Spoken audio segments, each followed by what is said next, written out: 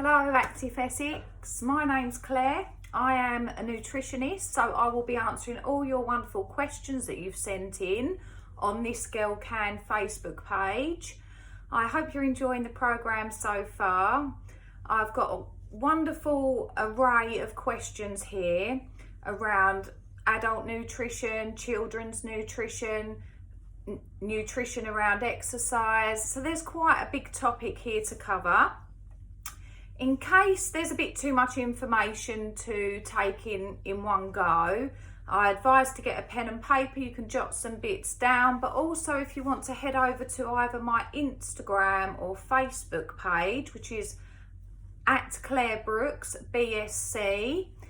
I'm constantly putting kind of recipes and tips on the stories, and also Conscious Kitchen Southend we've got some great recipes on there too, because a lot of them are questions around recipe ideas and tips for children. So I've bought some snacks and smoothies along with me, as you can see, and I will talk about these, how they're made and the ingredients and the benefits of those ingredients for you. I'm going to kind of work through the questions, and in that question it might cover multiple topics, for example, because there's some that are asking in there about timings of eating and what types of foods to eat. So I can kind of cover different dietary background, so people that might be choosing to eat a paleo type diet or be vegetarian or vegan, so we can cover all those areas. I would just like to say a bit about myself, which is I studied as a dietitian but didn't follow that career path because it didn't really resonate with me at the time in terms of what I had to advise people due to government guidelines. It's very much about a one rule fits all. And now being a naturopath, I look at the person in a holistic approach, really. So we are all very individual. We have lots of different layers: mental, emotional, physical. We have different activity levels, sleep patterns, lifestyles, and gut bacteria. So to speak with people and learn about them and then target a treatment towards them, it just resonated a lot better with me. So I hope that's where you are at and you kind of tune in with yourself. So again, some of these things I say, they can be quite broad, but to be more specific and targeted towards yourself, you would apply it to your lifestyle.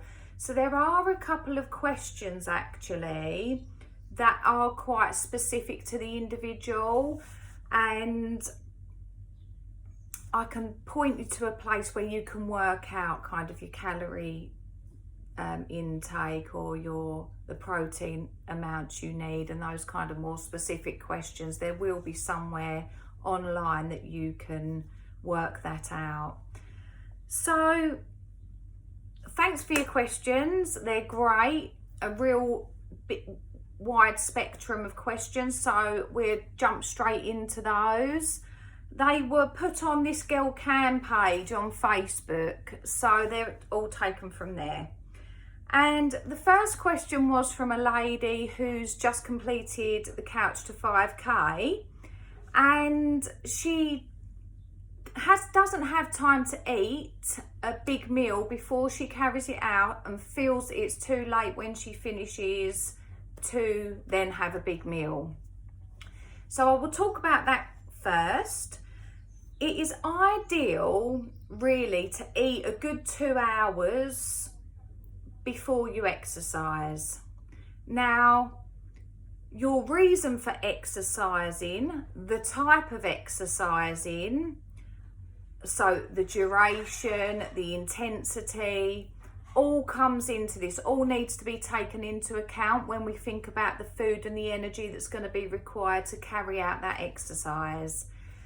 So 2 to 3 hours before would be great. So for example, if you was going to the gym in the evening at say 7 o'clock, you could eat at 4 or 5 o'clock. If that's not possible, then have a snack then, maybe a a banana or some nuts and seeds, a bit of fruit and some kind of fats, good fats, and that will see you through the exercise. Always ensure that you're hydrated as well. Carry your water with you and tune into yourself and see what you feel capable of and how your energy levels are, because as you know, our energy fluctuates daily. After you've exercised, there used to be, in the science kind of sports nutrition world, there was a real big emphasis, you must eat half an hour post exercise, and then it went to 2 hours post exercise, and it must be a protein and it must be a carbohydrate. That's not the case now. If you're training for an event, whether it be triathlon, marathon, something like that, you would need a regimented nutrition plan to enable you to progress. We want to ensure we repair and regenerate, replace that glycogen that's used from the muscle stores and the liver stores in exercise. That will be replenished. So eating however long after you exercise is fine. It's not a necessity. If your nutrition is good anyway, if you have a relatively good diet, it's not essential that you have to eat after. Ensure you're hydrated. But if again you want to build muscle or you are training more than 3 times a week, then have a complex carbohydrate. You don't have to have a large meal. I don't advocate eating after 6-7 o'clock in the evening anyway. So I would just have a small portion of a small bit of sweet potato, maybe some clean protein, so a good quality chicken or steak or grass-fed meat of some sort. Also any beans, pulses, lentils, if you've got any, if it's summertime, saying you've got a bit of a lentil salad there, that would be great. Or some people do have a protein shake after, which I can come to and talk about that as well, because that is one of the other questions. Now, if you're doing exercise for weight loss, then you can do what we call fasted cardio. Some people do this in the morning and some people do this in the evening, where they don't eat before they train. Again, it's fine as long as you're not lightheaded, as long as you're not really restricting calories throughout the day. Then do what we call fasted cardio, because that burns fat stores from the previous day. So there's different types of food groups there. Always ensure eating the rainbow, even on your plate. Great vegetables, different coloured vegetables, green leafy vegetables, having some orange, so some squash or some carrots, or having some tomatoes, cucumber, things like that, just so you've got different coloured vegetables on the plate. Some people might want a bit of banana after they exercise. So again, for the lady that was asking about having a large meal after training, I wouldn't do that if it was late. If you can, have it 2 to 3 hours before, if it is running or if it is a training that is going to take quite a bit of energy from you. So I hope that answers your question. Another lady did say, actually, another question was, because they'd started exercising, they were really hungry all the time and wanting to consume a lot more calories. What calories should she have? Now, this is the one that is quite specific, because your weight, your height, your BMR, which is your basal metabolic rate, which is the rate that your metabolism's working at whilst you're sleeping.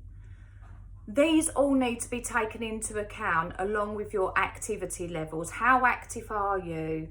So a good app to have is something like MyFitnessPal, which will work all that out for you, or there are calculators, calorie calculators online. Now, government guidelines are, if you are wanting to do this to lose weight, then you restrict your calories by 500 calories per day. And that equates to about a pound weight loss over the week, 1 to 2 pounds, which is a very steady, controlled and sustainable way of doing it, because we do need to eat in a way that is going to nourish us and serve us and give us the energy and the mental clarity that we need, but we also need it to be sustainable, so that you're not binging. Because one lady said that since she's been exercising, she never used to have breakfast, but now she's wanting breakfast, and if she doesn't have it, she's kind of diving for the biscuit tin. We've all been there. So again, it's about organisation and preparation. We do need to be organised and prepared to have, again, that sustainable intake and ensure that we are giving ourselves all that we need. Now, we look at, as nutritionists, we want to live, we are human beings, we do get pleasure from food, whether you're an emotional eater or not. Some people live to eat, some people eat to live. But we need to kind of live to that 80-20 rule. Anything is fine in moderation. Don't look at any food as that's bad, that's good, or I can have lots of that, can't have that, because that's working on the mental emotional level. So just look at everything is fine in moderation. So in moderation is again different for everybody, but people are asking here about proteins and meats, and I've got some questions actually that are around a vegetarian diet also. So let's look at that question. So it does say that having been vegetarian and now exercising, is it possible for you to let me know what types of proteins I should be having? So again, this is a great question, and it will differ for vegetarians to vegans. So thanks for the question. Protein there was a real big trend to be drinking and having these protein shakes, and that is another question actually that I will encompass into this one. Our body only synthesizes a certain amount of protein every day. So when you have excess protein, so these people that are having these protein shakes breakfast, lunch, or pre and post training, it's kind of a waste of money really, because your body will only make up to 2 grams of muscle mass a day anyway. So there's no point putting all that, and the more protein you're putting in, you could either have excess calories and be turning it into fat. It could still be stored as fat, because and often you just kind of wee it out. They say it's expensive wee in the sports world, because you're just urinating that excess protein shake out. So I will talk about protein shakes in a second. I'll just talk to you now about protein itself. So protein, obviously it is our building blocks of our cells. We have what we call essential amino acids because our body doesn't produce it, the same as essential fatty acids. We need to obtain that from diet, and I say it's more difficult. It's just about vegetarians and plant-based eaters having a wide variety of proteins in their diet. So when we look at different proteins, all of our vegetables, they all contain protein. You've got all your lovely green leafy veg. All vegetables will contain an element of protein. The protein I would avoid would be soy, and also whey protein can be very inflammatory to the body, and soy is very genetically modified. Unless it's fermented into a tempeh or miso, then it is really easy on the digestive system and have some benefits as well. But I would just steer clear of your normal soybean and soy milk, etc. So for the proteins for the plant-based eaters, we'd be looking more at your lentils, your pulses, chickpeas, even quinoa is classed as a seed, and that has it's kind of like an even balance of carbohydrate and protein. It's very difficult. There's nothing really in nature that is 100% protein, like with certain meats. So your nuts are great, your seeds are great, eggs if you are vegetarian, obviously if you're vegan then no, and incorporating like your flax seeds and your chia seeds and hemp seeds, because they've got the essential, they've got the amino acids and they've also got the fatty acids, your omega-3, 6 and 9. So they're a great one to add to your smoothies. So just while I'm on smoothies and protein shakes, as I've said, someone said, should I be having protein shakes? Not if you're getting a good varied intake. You don't need a protein shake. You can get enough from your diet. Like we talk about clean sources now, we're thinking about the planet more, we're thinking about our health more. We want to be having sustainable fish that's low in heavy metals, that's wild caught, that's not fed hormones. The same with the meat. We don't want these animals that are reared just for our consumption. You want happy animals. You want farmers that are really nurturing and looking after the grass-fed cows, those types of meat that you will get from a good butcher.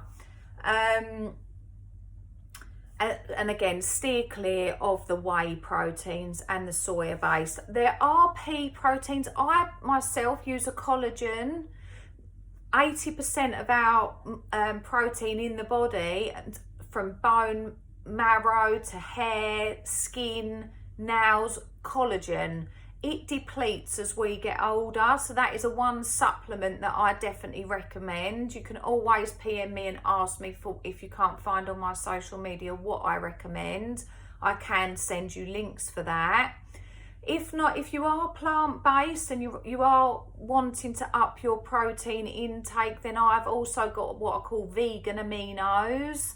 And again, they allow the body to make their own collagen.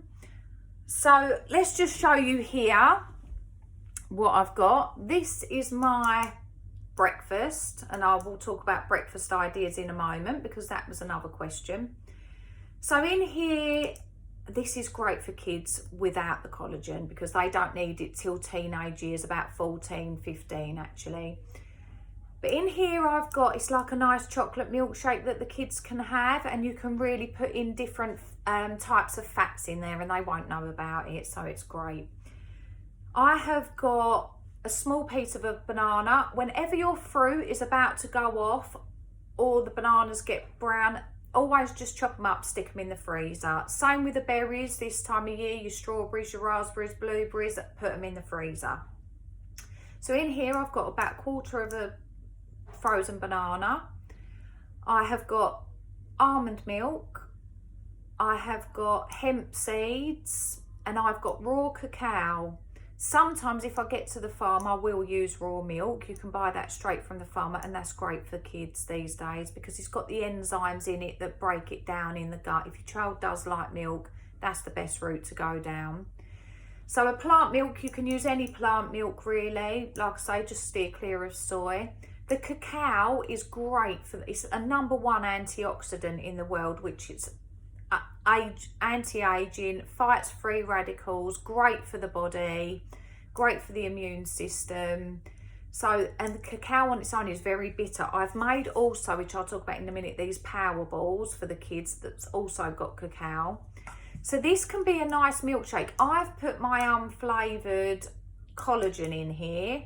But again, without the collagen, the kids love it. Bit of banana, some maple syrup or date, a nut milk, an unsweetened nut milk, a little bit of banana, whiz it up with the cacao, chocolate milkshake. The good thing with these, and with any smoothies or drinks, or especially in the summer, You can pour these into a bowl. You can thicken them up with some ice if it is a summer morning, or you can pour them into a bowl and give them little toppings to put on. I put on goji berries, some more hemp seeds, different fruits, sesame, pumpkin seeds, sunflower seeds, and just jazz up their breakfast, or let them do it and get creative with it. So they're good. These are good. Great for a protein if you want a protein boost. Great for collagen if you are getting older. You do need to help your body with your collagen production because it depletes as we get older. Great way to get natural chocolate into the kids with all those good healthy benefits. The other one, which is a great thing to do, is this is watermelon blitzed with strawberries in coconut water.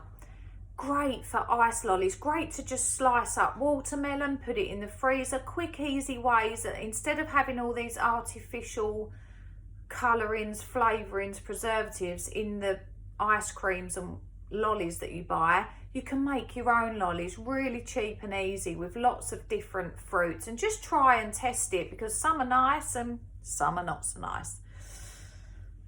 The other thing as well for healthy snacks, because that was a question, what can my children have as a healthy snack? I always advocate obviously going to the fruit, making fruit kebabs. They can get involved. It's about getting the children involved and educating them along the way. And so especially now as well when they're at home, it's great to be giving them these life tools and tips of what they really need to know for when they're older. So what's great with these different energy balls is you can play about with ingredients that they like, and you can kind of wean out like the dates and the maple syrup and introduce more coconut oil, cacao. In one of these here, they're raspberry and coconut with dark chocolate. So again, some people, cacao might be a bit bitter to start with, so get like a 70-80% dark chocolate and blitz that up in a NutriBullet or a blender. So you want to get some date paste or dates, soak them in a little bit of water, add them to a NutriBullet or a blender, and then you can add in coconut oil, hemp seeds, chia seeds, some oats are great as well if the kids are very energetic, a bit more carbohydrate in there. And then you can add your fruit. So sometimes I just squeeze in a bit of lime, sometimes a bit of lemon or orange. I sometimes use organic essential oils to flavour them as well because they preserve for longer, and these last in the fridge for like a good week, or in a jar on the side if it's not too hot, and the kids just love them. They will go to them. So here I've got peanut butter and cacao because we've kind of worked our way up to cacao really, so I don't have to buy the dark chocolate anymore. We just go in with cacao, a little bit of maple syrup. Maple syrup and date or date syrup are the best really because they've got other nutrients, lots of minerals in there rather than agave or some other kind of sugar substitutes. They can also just be like sugar really. The liver doesn't really like those. And you can roll them in chocolate. The kids love it. Get their hands dirty, roll them in chocolate, roll them in oats, roll them in desiccated coconut. So they're a great snack. And also you can make like bars. You could do a tray bake of, again, all different nuts, all different seeds, and melt down in a pan some peanut butter, or almond butter's better. Honey, local honey, if you're going to use honey, is great and beneficial. And some coconut oil, so they've got the good fats in there with all the almonds, and then that moulds, and you can just put that in the freezer actually and take it out as and when. It just snaps apart, or chop it up in bars, drizzle some dark chocolate over it, and you've got yourself some bars. So 2 websites are my go-to. One is simplyquinoa.co.uk and one of them is Ambitious Kitchen, and they are great free free of charge, just little recipe ideas and great things to make with the children. So I hope they're good snack ideas for you. Finally, I will just talk about, someone's asked here about fat and sugar. They want to lose weight. What are they best off cutting out, fat or sugar? We never want to cut out fat. 60% of our weight, of our brain, a dried weight, is fat. Every cell on our body needs fat. A lot of the problems with Alzheimer's, a lot of the problems that are coming from neurological and brain disorders is through the lack of good quality fats in the diet. This whole kind of low fat fad. So definitely sugar's the way to go. Getting rid of sugar, and I know some people have more of a sweeter tooth than others, but every calorie, one I consume, one you consume, is not dealt with in the same way in our bodies. Our gut bacteria determines what goes on with that calorie. But let me tell you, sugar is inflammatory, it is acidic, it is feeding the wrong bugs in the gut, and it really needs to be juiced. It's hidden in so many foods, on the supermarket shelves, in so many things that you wouldn't even think there's sugar. So really looking at the ingredients here of things that you're buying. But fat, definitely. I mean, the reason people cut fat out is because it's 9 calories per gram.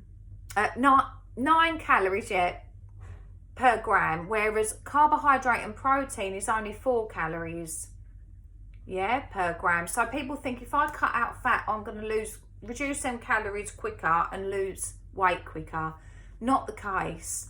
Look at what you're having. Look at maybe intermittent fasting, delaying breakfast and not eating after 6 o'clock, still having herbal teas, etc. But having the fat. Eating fat does not make you fat.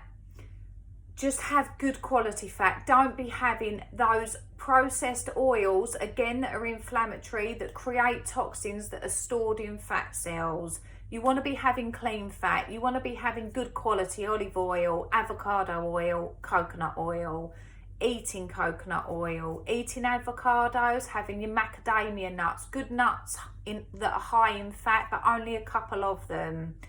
So that would be my advice with that. Really reduce the sugar, because you're not missing any nutrition from sugar. Believe me, you get enough carbohydrates from fruit and from vegetables. Ensure you're eating the rainbow. Ensure you're having good quality vegetables, organic where possible. Wash and clean your vegetables. Try and get good water source in the home and clean your vegetables that way. So I hope that answers that. Never cut out fat, just reduce the amounts and have good quality. So I've spoke about protein shakes, I've spoke about timing of eating, I've spoken about some good snacks for the children. Good breakfast ideas will be the last one that I finish on, because a few of you did ask for what to have for breakfast, especially now when people are eating breakfast, when now they're at home a bit more. So a good breakfast, really, depending on how hungry you are, always tune in with yourself and ensure that you're hungry. And like we've said, don't leave it too long so you are diving for the cookie jar. And if you're diving for the cookie jar, make sure they're cookies you've made that have got good fats in them and good quality sugar, coconut sugar or date or one of those. So a great breakfast in the morning it could be a quick, easy, warm breakfast. If you want a warm breakfast, you can have a frittata loaded up with vegetables, peppers, tomatoes, onions, mushrooms, or an omelette. Or you could have a porridge that's packed out really with different grains. So maybe some buckwheat flakes, quinoa flakes. Don't have oats every day. Certainly don't have the same breakfast every day. So warm breakfast, nice warm porridge if it is a colder day, or an omelette, or pancakes are great. I just mash up 1 banana with 2 eggs, and that can be a pancake cooked in coconut oil served up with fruit. Some people add buckwheat flour into that, or a flour of your choice, coconut flour or a rice flour if you're steering clear of wheat, that is. And even I use my collagen to make a lovely fluffy pancake. So pancakes are a great option if you want a warm option and one that you can have with the children. Otherwise, a smoothie or a smoothie bowl's good. Always ensure that, again, you've got good quality fats in the smoothie. You might put a piece of avocado or some coconut oil, because you don't just want that big sugar rush of a smoothie in the morning. Try and put some protein and fat in there as well, by the nuts or the oils or the avocado. Yeah, and I think, or if you just want a little snack, then maybe one of the snack bars you make would be fine. So they're kind of my breakfast go-tos, really. And overnight oats is another good one, where you soak either chia seeds or oats or different grains overnight, and you can have them for breakfast with different fruits on there and nuts on there. Yeah, it's a great place to go to. So I hope that's answered a lot of your questions out there. I hope I haven't waffled on too much or bored you. You can surely watch this again with a pen and paper and make some notes, or there are lots of tips on my website. Thanks for listening. Enjoy the rest of the programme, Active Essex, and I hope to see you soon. Bye.